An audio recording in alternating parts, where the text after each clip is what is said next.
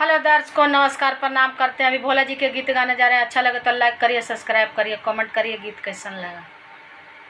जप तप करी गौरा कायला बियावा, भोला जी के घर न दुआर, कैसे काटी कुला परिवारवा, भोला जी के घर न दुआर, कैसे काटी कुला परिवारवा।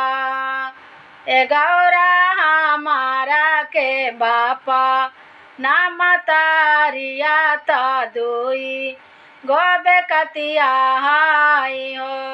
गौरा हमारा के बापा ना मतारिया ता दुई गोबे कतिया हाई हो।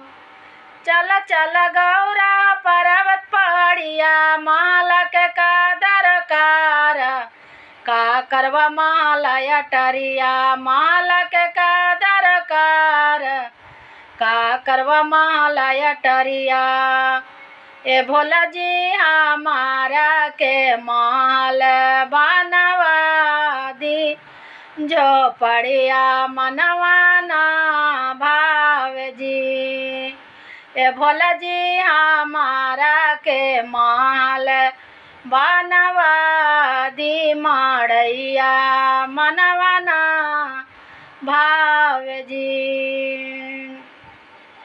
पहिले तो हला भला दुई गो बेकतिया, अब होला चार परिवार, ना जैबो पर्वत पहाड़िया।